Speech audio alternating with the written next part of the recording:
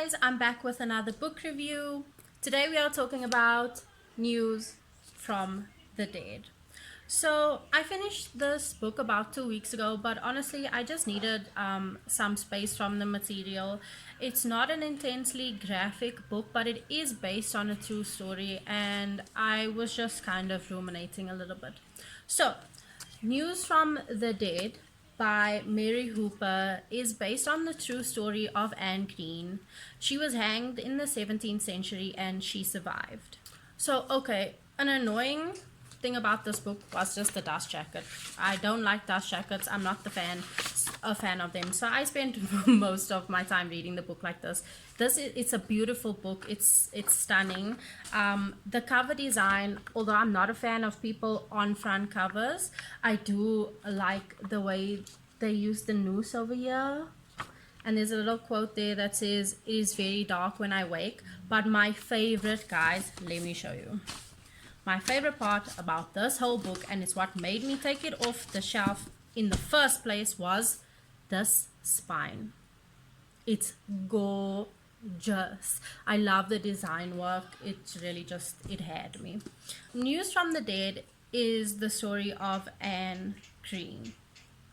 When we first encounter Anne, she has already been hanged. She's laying unconscious. In her mind, she's dead on a table, waiting to be dissected because her body has been given over to doctors and the government for an autopsy.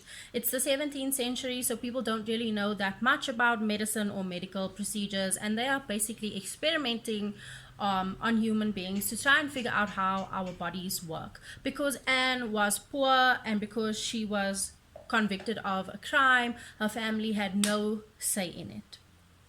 So Anne is essentially a servant to the Reed family. She worked in their house and she was seduced by the nephew of Thomas Reed. Okay, so essentially what happens is he tries to charm her and tell her that he will elevate her to a better level of society.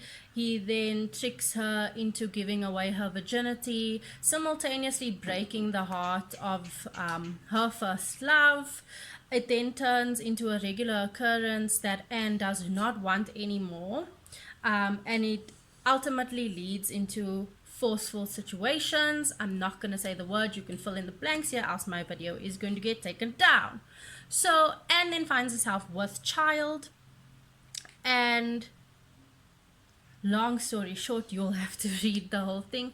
She doesn't carry the child to full term, unfortunately, but she does give birth in the privy one evening, and it is a stillborn.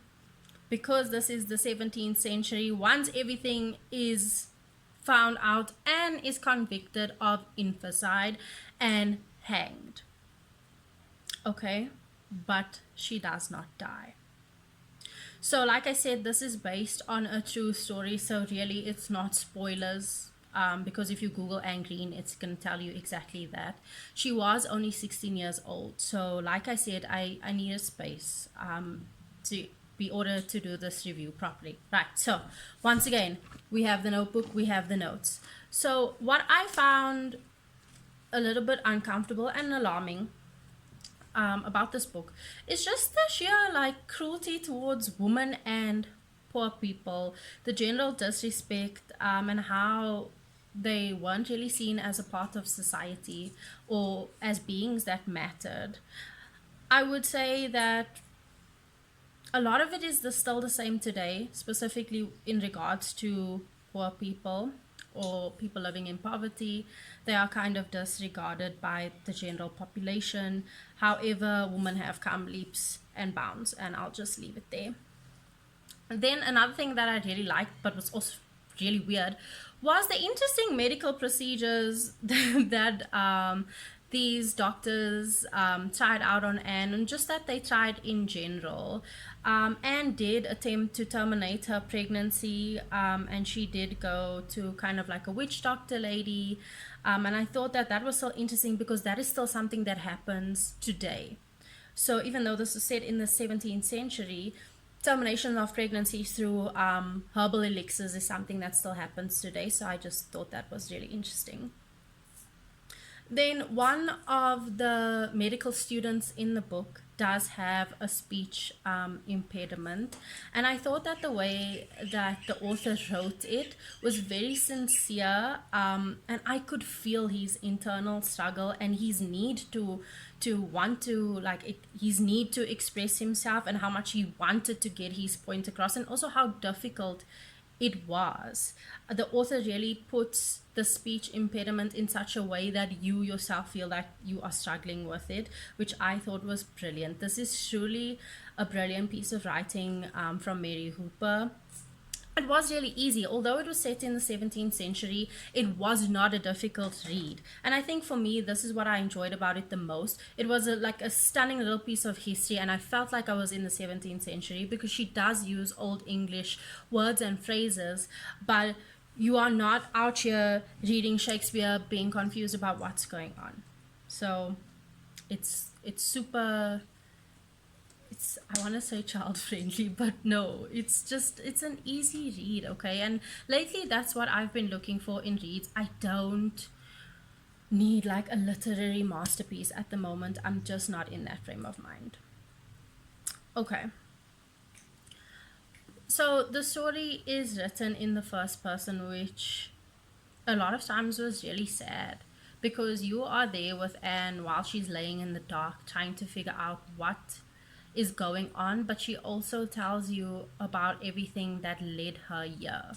So you are hearing about Anne's story in her own words, which is truly heartbreaking. She's also really funny. She comes off as a character that could quite easily have been in a Jane Austen novel. She's hilarious. Okay, two more things. This review is short and sweet. So, what really struck me was the compassion that the hangman showed for Anne. Um, I can't imagine what it must have been like for that to be somebody's job. Day in, day out, you are essentially killing people. Um, and I can't imagine the impact it must have on a person's psyche, on their mind, on their emotions. Um, Obviously, their identities were hidden, and they would wear sacking over their face to protect them. Because obviously you've probably ended someone's life who you know. It could have been your neighbor, a farmer that you knew, literally anybody. But the compassion that this man showed to her and her family in her last moments was really something that made me think a lot about that occupation, and about what it did to people. We know that it didn't end in the 17th century. In the 90s in South Africa, people were still being hanged in jail, and that was somebody's job to do that. They were employing people as young as 17 years old to do that job here in South Africa. So yeah, just something to think about next time you say that you hate your job. I'm joking. Just something to think about in general. Okay, then I bookmarked a page. Apparently, I thought that there was a quote there that's quite beautiful, so let's look for it on page 209. Also, this book used two different fonts. So when we were in the present, there was a different font. When we were in the past, there was a different font, okay? I liked it. I know it's not like a thing that's supposed to happen, but I quite liked it. Okay, 209. Okay, I assume it's so we have Dr. Robert and so we have Robert and Dr. Willis. Robert is the man with the speech impediment, and Dr. Willis is obviously a doctor, and they are busy speaking about his stutter. So Dr. Willis says,